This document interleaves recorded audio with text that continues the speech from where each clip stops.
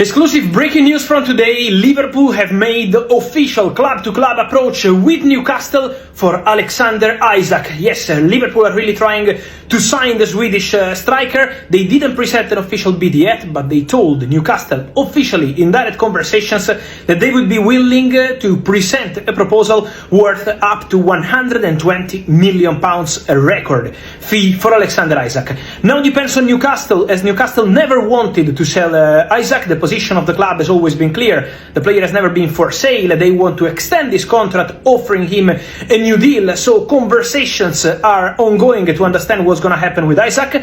In case deal doesn't happen for Alexander Isak, Liverpool can enter the race for Ugo Ekitike, the striker from Eintracht. Newcastle have been in negotiations in the last 24 hours for Ekitike. The first bid, close to 80 million euros, has been rejected by Eintracht, but now Liverpool could enter the race if Newcastle decide not to sell Alexander Isak. Carragher has said something interesting today. He's questioned how Isak and Ugo Ekitike would work together. Now, this is what Jamie has said.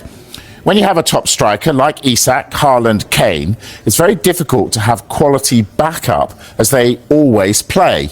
80 million is too much to pay for a backup. Where does Ekitike get his minutes in his position, not fudging it by putting him on the left? Hard to play together when you spent 115 million on Wirtz. And yes, we do need to buy attackers. Rob, Jamie's got a point there, hasn't he? Well, he knows his football, Jamie Carragher, and he knows Liverpool better than anybody. Look, he's absolutely right. It feels a bit like fantasy football that Liverpool are playing right now in Arne Slot. Just, if these players are available, go and get them. But as somebody said to me today who's watching this deal from the outside, said, if you can get Alexander Isak, why wouldn't you? Strengthen when you're strong. And these are the reigning Premier League champions. I'm surprised, personally, how many changes Liverpool have made, bringing in Wirtz, bringing in Ekitike, changing both fullbacks after the departure of Trent Alexander-Arnold. The departure of Alexander-Arnold. It feels like it's going to be a very different-looking Liverpool lineup at the start of the season than the one that finished the season when they lifted the Premier League title. So it does seem a little bit strange, but I'm not so sure Carragher's exactly right in saying that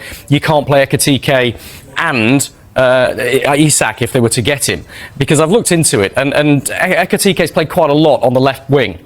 9 games he's played there in the last 2 seasons, and you just imagine that as a front three. By the way, Ekitike on the left, Isak up the middle, Mo Salah on the right, with Florian Wirtz as a number 10 attacking midfielder in behind them. Wow, that could be absolutely explosive. But of course, we also know that Liverpool are going to be competing in 4 different competitions again, so they're going to need those options. We saw Arsenal started the season before last with a lot of striking options, then they got a couple of injuries, and suddenly they didn't have any strikers. Liverpool don't want to be in that position. So I would not question Jamie Carragher at all. He knows what he's talking about. He's an expert in this area and the club. But I think this is a statement of intent from Arne Slot and for Liverpool if they can get Isak on top of the business they've already done, and they will find a way, because all of those front players are pretty flexible in where they can play, and boy, what attacking options they would have.